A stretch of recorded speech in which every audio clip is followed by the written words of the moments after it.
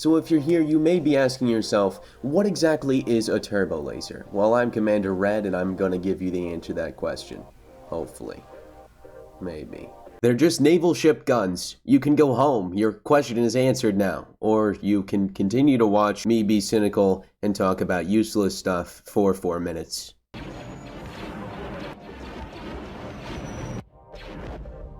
Well, unlike many other things in Star Wars, a turbolaser makes the boom instead of becoming it. Skip it up and down. Okay, I lied. That one in particular, yeah, there were lots on that big bad boy. Turbolasers are always, usually, mostly, generally mounted on the hulls of capital ships. No, not hull. There you go. As I was saying, generally turbolasers cause a lot of boom while offering less destruction to their own ship when compared to a super weapon fighting plot armor. Okay, stop with the jokes. Why did that even have exterior access anyway? And no rotation block. Generally speaking, the actual destructive output of turbolasers is up for debate, with some legend numbers making them extremely powerful compared to the visual representation in other media, and the fact that it can take multiple shots to blow up things that those numbers would make you assume would atomize instantly. According to Wikipedia's description, turbolaser turrets are more or less scaled up blaster rifles and laser cannons. The turbolasers make their energy projectiles in a process that I won't go into, because aside for cross-universe power scaling arguments on random forums, it largely doesn't matter aside from materials like Tabana gas going in and being energized. The resulting damage from the massive amount of power pumped into a turbolaser shot is quoted at being 3 or more times the amount that a laser cannon would put out, or roughly the amount Yo Mama eats compared to me. The result?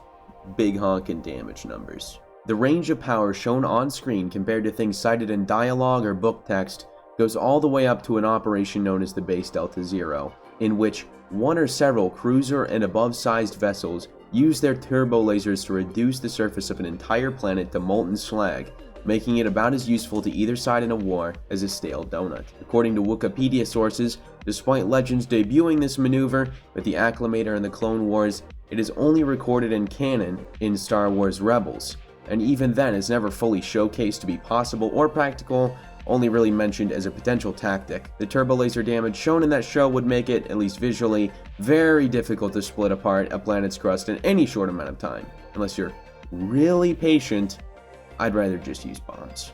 The real damage can be argued about all day, from what we see in the movies and shows to a single turbolaser apparently being able to melt an ice moon with a diameter of 1,000 kilometers, or roughly the size of my ego. The big bouncing boomy boys usually come in classes such as heavy, medium, and light, and can be classified by barrel count, generally single, dual, or quad.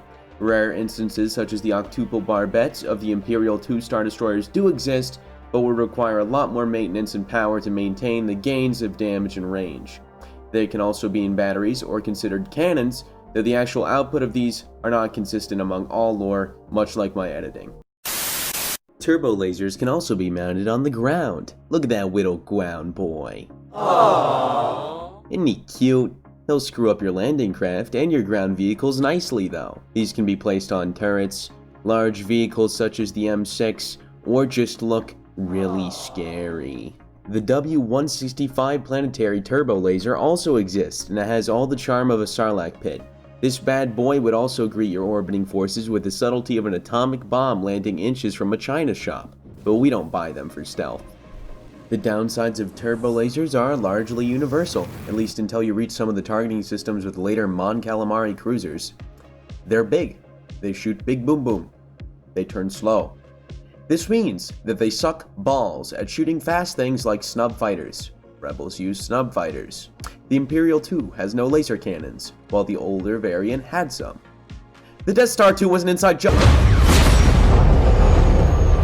Trying to use exclusively turbolasers on fighters is like using naval ship cannons to shoot down fighters in World War II.